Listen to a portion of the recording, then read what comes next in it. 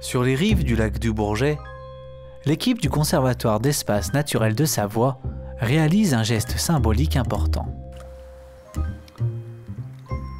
Allez ma belle, bonne chance. Depuis 1995, André et ses collègues relâchent régulièrement des cistudes. Ce sont elles qui ont la lourde tâche de repeupler l'ensemble du lac. Mais comment ont-elles pu disparaître de ce territoire si vaste? Ça a certainement été à une époque la pêche. C'était un animal qui était très consommé depuis l'âge du bronze jusqu'au Moyen-Âge. Et puis ensuite la destruction des milieux, aussi bien les milieux aquatiques où elle vit que les milieux terrestres où elle va pondre. Et c'est l'homme qui l'a fait disparaître, directement ou indirectement. Donc c'est logique, dans des milieux de bonne qualité, comme ces milieux restaurés par le conservatoire, de réintroduire la cistude, donc réparer finalement les fautes passées de l'homme. Donc si on bouge l'axe comme ça de l'antenne, quand on va tomber dans l'axe de la cistude, normalement le bip va devenir plus fort et un peu plus aigu.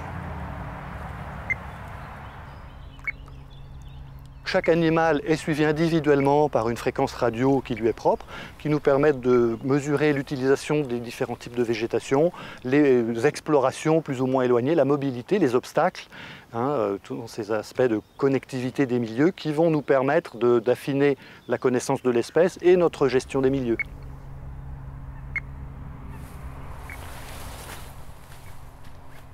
Pendant 6 mois, les tortues seront équipées d'un émetteur et suivies régulièrement dans leurs déplacements.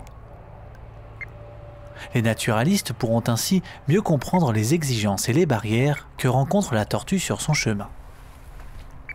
Pour réintroduire une espèce disparue, il faut effectivement au préalable lui assurer un territoire propice à son développement. Dans ce cadre, l'équipe du conservatoire multiplie les actions de restauration des milieux dont la tortue a besoin. Mais ce n'est pas tout, car ici, les obstacles pourraient vite devenir problématiques. Alors c'est vrai que là on est au sud du lac du Bourget où c'est une zone quand même assez urbanisée, avec l'aéroport, des zones d'activité, beaucoup de routes. Et ici, côté arrêté de biotope, effectivement, on a une frange de roselière et une frange de milieu humide qui est protégée. Et très rapidement, les animaux se confrontent aux problèmes de connexion et de déplacement. Et ici, c'est bien le cas, puisqu'on a la route, on a le Technolac, l'aéroport. Comme il y avait cette route qui coupe le milieu, et que la tortue forcément allait chercher à traverser, donc on a cherché un moyen pour permettre à la tortue de pouvoir traverser en toute sécurité. Et donc cet aménagement a été créé pour ça.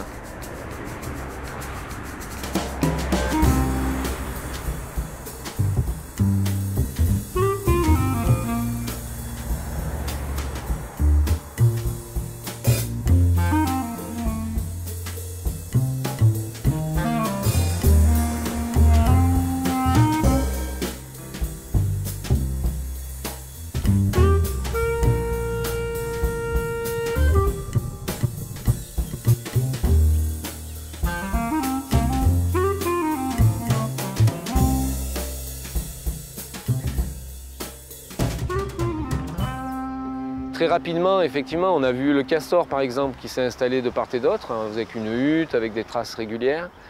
Après, d'autres espèces, comme les batraciens, qui ont souvent ces problèmes aussi de passage de route, peuvent utiliser ce passage. Donc ça ne sert pas exclusivement à la cistude. C'est ce qu'on appelle une espèce parapluie, c'est-à-dire qu'en la protégeant, on va être obligé de regarder plein d'aspects du milieu naturel, aussi bien aquatique, terrestre, les proies, la tranquillité. Et du coup, on va être amené à protéger tout un ensemble de petites faunes et la végétation aussi, d'où ce terme. Et quoi de plus adapté qu'une journée pluvieuse pour réintroduire cette espèce parapluie? Ce ne sont pas quelques gouttes qui vont démotiver les habitants du lac à participer au relâcher des tortues. C'est des jours historiques, ça. C'est vraiment des jours historiques. C'est peut-être là qu'on a les pentes les plus douces. Donc plutôt le petit... Tu tiens bien. Bonne pioche. Alors, allez. Voilà. juste que tu tombes pas. D'accord. Elle va retrouver la liberté.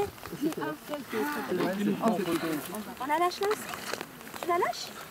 Les lâchers sont toujours des grands moments symboliques et conviviaux. C'est intéressant d'inviter le public d'une manière un peu festive pour leur faire participer à ces événements. C'est important que la population soit informée et sensibilisée à ce qui se passe, surtout maintenant que la cistude va de plus en plus coloniser des milieux ouverts aux activités humaines. Elle va sortir des espaces protégés et donc s'exposer à la pêche, au nautisme, au ramassage par des promeneurs lorsque les femelles vont pondre par exemple dans les pelouses, etc.